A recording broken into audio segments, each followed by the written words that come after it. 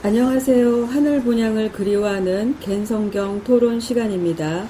오늘 주제 말씀은 갠 족속 내 생물의 생명의 말씀을 배워라. 욥기서 9강 보충 마무리입니다.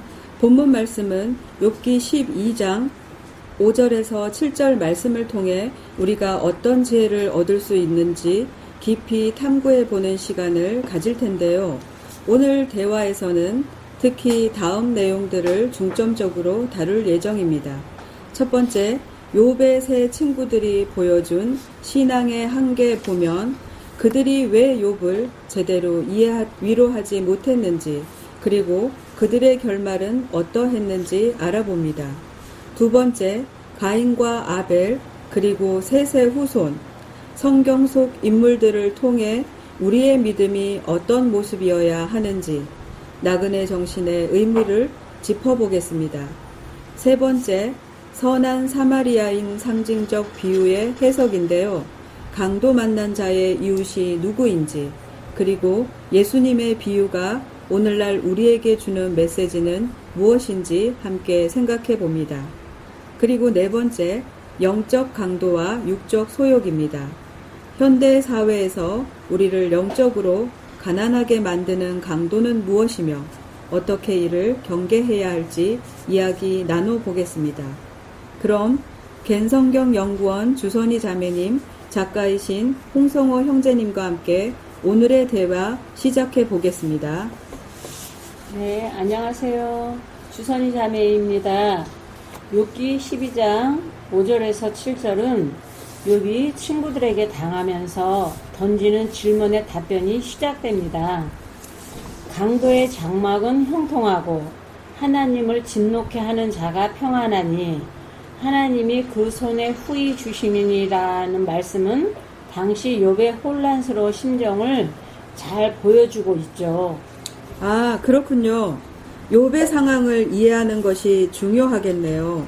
그런데 욥의 세 친구들이 각자의 처소에서 욥을 조문하러 왔다고 했는데 이들이 욥에게 어떤 영향을 주었나요? 네, 홍성호 형제입니다. 여기 욥의 세 친구들은 욥을 위로하러 왔지만 사실상 욥을 더 힘들게 만들었습니다. 그들은 욥의 고난이 죄 때문이라고 주장을 했죠. 욥기서의 마지막 사건은 이 친구들의 결말을 통해 우리가 배워야 할 중요한 교훈을 제시하는 것입니다. 그렇다면 욥의 친구들이 보여준 신앙의 모습은 어떤 문제가 있었던 걸까요? 욥의 친구들은 이론적 신앙에 머물러 있었습니다. 그들의 심령에 실제적인 변화가 없었죠.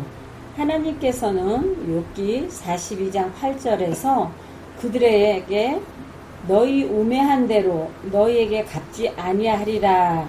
이는 너희가 나를 가리켜 말한 것이 내 종 욥의 말같이 정당하지 못함이니라고 말씀하십니다. 와, 욥의 말이 더 정당했다고 말씀하신 거군요. 그럼 친구들은 어떻게 해야 했을까요? 네, 하나님은 친구들에게 수송아지 7과 수양 7을 취하여 욥에게 가서 범죄드리고 욥이 그들을 위해 기도하면 기쁘게 받으시겠다고 하셨습니다. 즉 욥과 화해해서 욥을 통해 하나님께 나가야 했던 거죠. 아, 욥을 통해 새 친구들이 하나님께 나아가는 것이 중요했군요. 신약시대의 비유를 통해서도 이 부분을 설명해 주실 수 있을까요? 네, 누가복음 10장에 나오는 선한 사마리아인 비유가 좋은 예시입니다. 예수님은 이 비유를 통해서 내 하늘 이웃이 누구오니까? 라는 질문에 답하셨죠. 아, 그 유명한 땅의 강도들의 당한 비유요. 예루살렘에서 여리고로 내려가다가 강도를 만난 사람 이야기 말씀이시죠? 네, 맞습니다. 여기서 예루살렘에서 여리고로 내려간다는 것은 단순히 지리적인 이동이 아닙니다.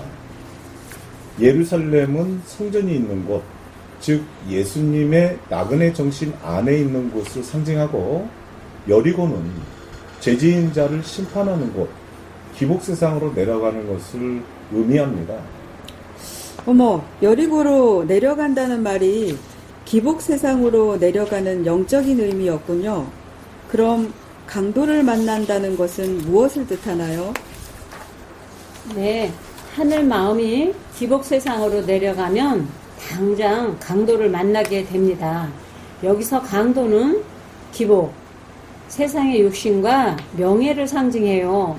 강도들이 옷을 벗긴다는 것은 예수 그리스도의 의를 세상의 욕심과 명예가 빼앗는 것을 비유하는 것입니다.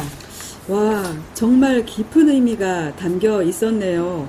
그럼 제사장과 레위인은 강도 만난 자를 보고 피해서 지나갔는데 사마리아인은 왜 달랐을까요?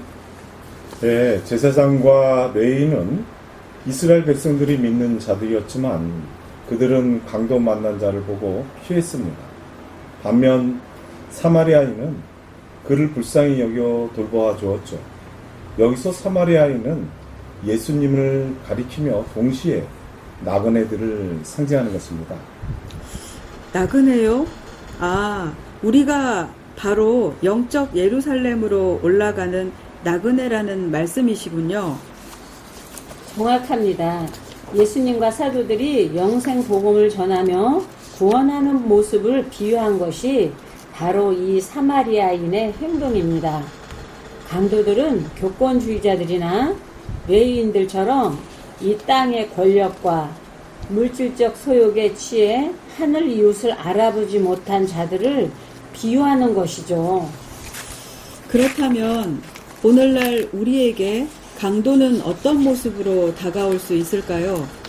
예, 이 말씀을 요한복음 10장 6절에서 8절을 보면 예수님은 나보다 먼저 온 자는 다 절도요 강도니 양들이 듣지 아니하였으니라고 말씀하셨습니다. 여기서 나보다 먼저 온 자는 육적 차원이나 심한적 차원의 신앙에 머물러 양을 느탈하는 사꾼 목자를 뜻하는 것이죠. 사꾼 목자요? 그러면 영적 강도는 단순히 물질적인 것을 훔치는 것이 아니겠네요. 맞습니다. 영적 강도는 육적 재물뿐 아니라 하늘나라에 가는 진리의 보화를 탈취하고 영적 생명까지 빼앗아 가는 것입니다. 오늘날 영적 강도의 흉기는 바로 우리 육적 소유의 꾀로 강도짓을 하는 것, 즉 현대판 교리라고 할 수 있습니다. 어휴, 정말 무서운 말이네요. 그럼 우리는 어떻게 이런 영적 강도를 경계하고 나그네 정신을 지킬 수 있을까요? 아, 예. 구약의 잠언서를 살펴보겠습니다. 6장 10절에서 11절에 보면 좀 더 자자, 좀 더 졸자, 손을 모으고 좀 더 눕자 하면 네 빈군이 강도같이 오며 네 곰핏이 군사같이 이르리라는 말씀이 있습니다. 이는 육체의 괴로움뿐 아니라 하늘 양식을 얻는데 괴로움을 피우면 그 믿음 안에서 공평이 올 것이라는 경고입니다. 아, 안일함이 강도처럼 찾아온다는 말씀이군요. 이스라엘 백성도 안일 때문에 망했다고 하셨죠?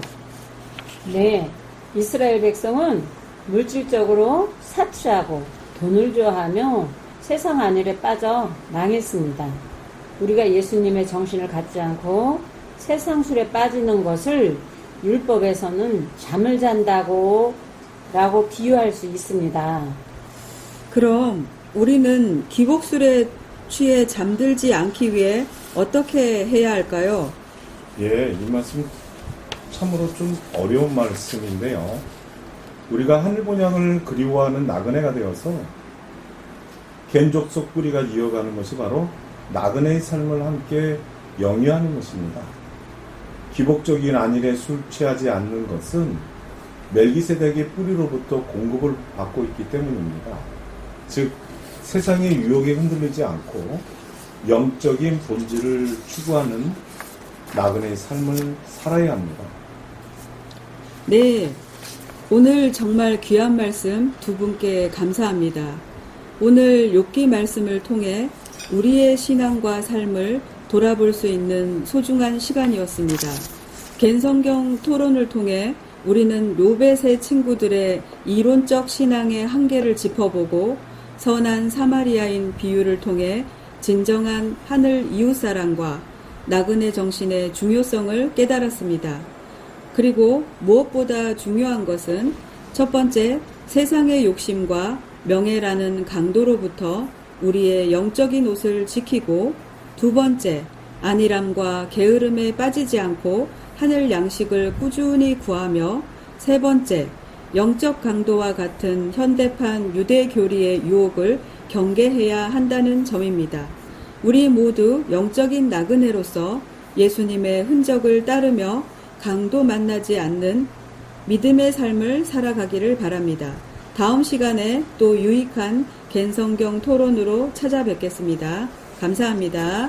감사합니다.